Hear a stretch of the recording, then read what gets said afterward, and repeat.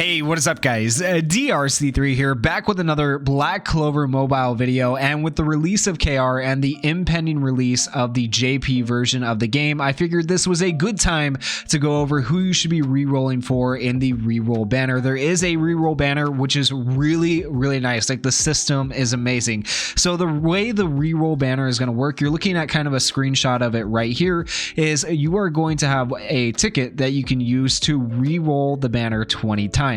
Now, let's say on the first summon you get someone that you think is really good, you can save that summon and then continue to roll, and you don't necessarily have to take that summon. Let's say on summon number 10 down the line, you like that character better, you can save that summon and then continue on your summons, and then basically in the end you are going to choose the summon that you liked better. Okay, and that is really neat, meaning that if you get something good on summon number 1, that doesn't mean you have to take it and you're stuck with it because you're worried that you might get something worse down the line, right? You're able to save that summon, you can continue down the line, and if the rest of your summons are trash, you can go back and accept summon number 1. So that system is really awesome, and it's free, so you're basically guaranteed to get an SSR character. So the question becomes, what SSR character do you want, and what are you looking for in your pulls? The very first thing, if you can get a double SSR multi, that's massive. That's a big win. But what you're really looking for is a SSR multi with a skill card. Okay, if you can get that character skill card, that's even better. So you want a SSR multi with an SSR character and their SSR skill card.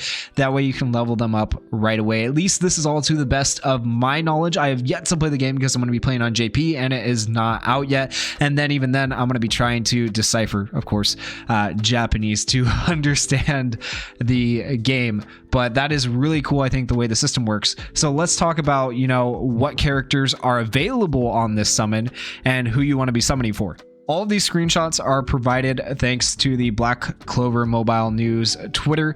If you haven't checked them out, go check them out. I'm also going to be using their website, which I'll link in the description below. And you guys will, this website's really cool. It's like the equivalent of the My Hero Ultra Impact database, except for Black Clover. So very cool. These are the units you're going to be able to pull on the initial banner, with the exception of the seasonal characters. So seasonal characters will not necessarily be available, like this and this Asta right here. They won't be available on this banner initially. There is going to be a seasonal banner that drops or is out at the same time as this initial banner right here, but these characters will not be featured on the banner, so keep that in mind. So out of these characters, keeping that in mind that the seasonal characters are not going to be on it, Asta, and who else was a seasonal character? Was it Mimosa? No, I don't think. Was it Mimosa? There's one other one. It's a girl. It might have been, no, I don't know. There's one other seasonal character. I can't remember, but basically there's 3 characters here you're not going to be able to get in the initial summon. So which ones are going to be the best for you? Which ones are going to help you early in the game to get through the game? These are my opinions after kind of reading through some of the character kits and seeing what all the characters do, doing a little bit of research. I'll admit I had to do research because I'm obviously not in the game yet, right? So on this website here, we have all of their kits, and this website is called blackclover-mobile.com. That's all there is to it. So really simple, but once again, link will be in the description. And so let's take a look at Yami's kit. Yami is one of the very first characters, though, I would recommend that you guys try to get. And like I was saying before, when you do your reroll summons, you want to get the character plus that character's skill card. So if you see Yami in a summon with this particular skill card, Dark Rage, keep that summon because it's really rare to get the character and that character's specific skill card. Okay, so that's something to keep in mind when you're re-rolling for the first time in this game. So they have a couple of different skills. His first skill is called Continuous Slash, and it has a 50% chance to apply defense reduction to an enemy target for 2 turns, which is really good if you've ever played, like, I don't know, My Hero Ultra Impact, Grand Cross, any gacha game ever. Defense reduction is pretty good. And then also every character has a unique passive. Yami's it applies 10% final damage increase to self for 1 turn upon successfully landing a crit. And this is all from the beta, so things might have changed between the beta and now. Just keep that in mind as we're going over these kits, because I don't think the website's been updated yet. But Yami is going to be a very strong character. He also has an AoE attack, which is pretty good as well, and I believe that is the continuous slash. I believe that's the continuous slash. I'm not sure though. It could be the second one, so don't quote me on that. I wish it had like a better way of telling us on the website, and maybe they'll update it to tell us which one's an attack all, but I know he has an attack all, so that's also what makes him pretty good. Dark Cloaked Wind Slash is his second skill, and this applies crit damage increased to level 2 and then attacks the enemy target upon landing a successful crit with a skill. So anyone that has like a crit skill, as you know from most gacha games, is pretty good. And then his special skill, or skill 3, whatever you want to call it, is called Dark Cloaked Lightless Slash. And this applies 10% skill damage increase for 2 turns upon landing a successful crit with a skill, so you get an extra 10% damage. All friendly targets gain a 15% stamina increase buff upon defeating the enemy target, which is also good. So honestly, Yami is pretty like freaking decent. And then we have the combined attack down here, where there are combo attacks in this game between characters. If you have certain characters on your team, they'll work together.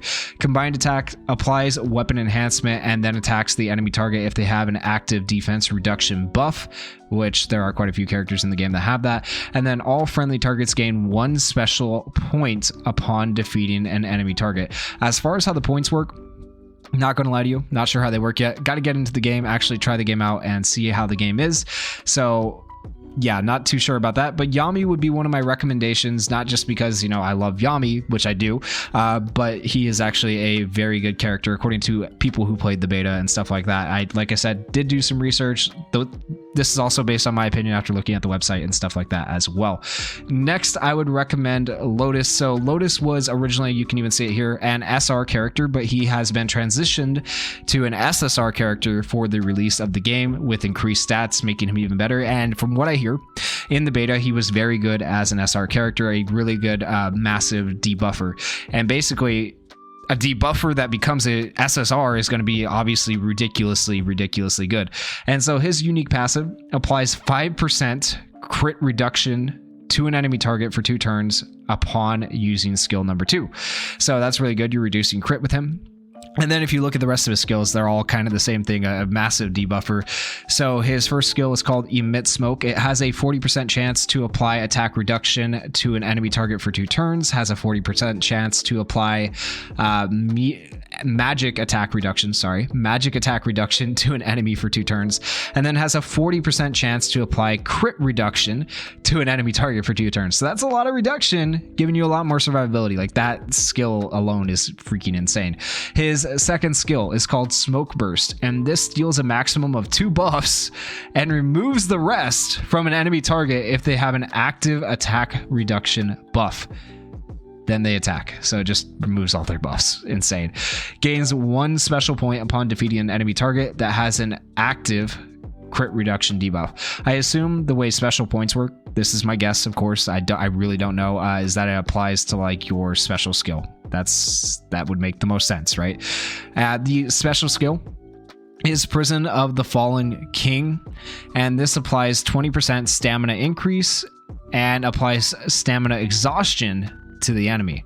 So he buffs himself and debuffs the enemy. Pretty good. Has a 75% chance to apply Incapacitate, which is basically a stun.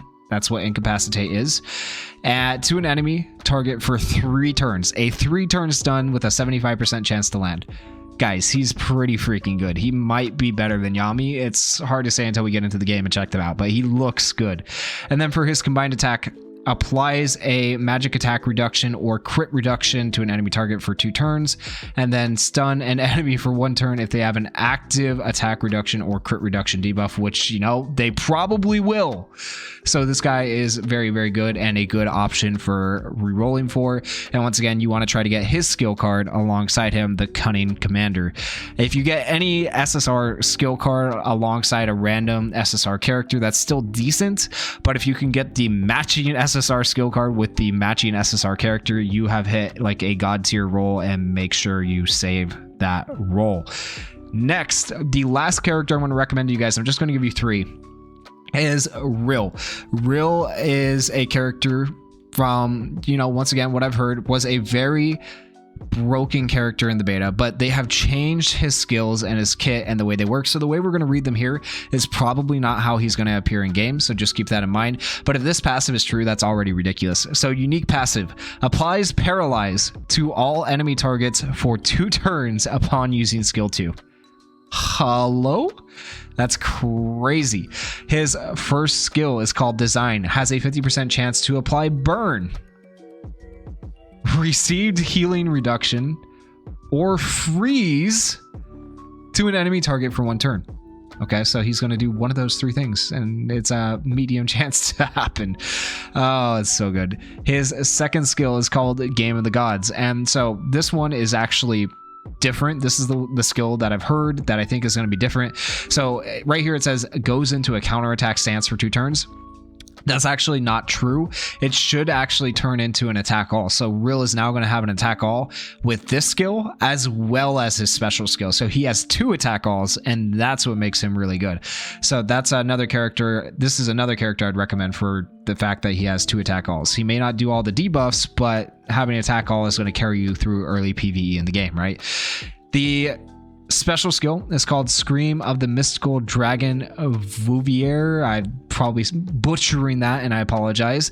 But this one removes all buffs from an enemy target, so still debuffer with the special skill. Pretty good. Has a 60% chance to apply defense reduction to an enemy target for 2 turns. Has a 30% chance to apply incapacitate to an enemy target for 1 turn. So incapacitate, once again, is a stun, but it's only for 1 turn and not 3 turns. So keep that in mind, but it is still, you know, it's something. And then his combined attack down here applies crit increase and then attacks the enemy target if they have an active debuff. Has a 30% chance to apply a debuff to an enemy target for 1 turn, preventing any buffs from being applied. Like, his combined attack is honestly pretty good. That might be the best combined attack we've read. In terms of his kit, the main reason I recommend him though is just his attack all. I don't know that his kit is necessarily like as good as Lotus over here. I think Lotus's kit might be better, but the fact that Rill has an attack all makes him pretty good. Yami's kit is going to be good for like pure damage because he has the crit and stuff going on. He does have an attack all as well. So you know, you got to make your own decisions here. But those are the 3 characters I'd recommend. Of course, you don't have to choose these 3 characters. You could choose pretty much any of these characters that are SSR here that you want to try and run. William Vengeance is in the summon. You know, we have Asta, we have all these other characters that you could try to go for. Asta is only going to be an SR on the initial summon though, so keep that in mind. If you summon on the seasonal banner, which is separate, he'll come as an SSR. You can upgrade SRs to SSRs though, so just keep that in mind. Hopefully this helps you guys out, gives you an idea of who you're going to summon for if you are playing JP. Maybe you've already summoned on KR, but if you guys are summoning, let me know who you pull and what your summons look like down in the comments below. Join my Discord if you want, and you can flex your summons. There will be a flex your summon channel in my Discord. And if you guys enjoyed the video, please go down there, hit that like button, hit that subscribe button. I'm trying to get to 10,000 subscribers by the end of the year, and I need your guys' help, so please help me out. Thank you guys for watching. Peace.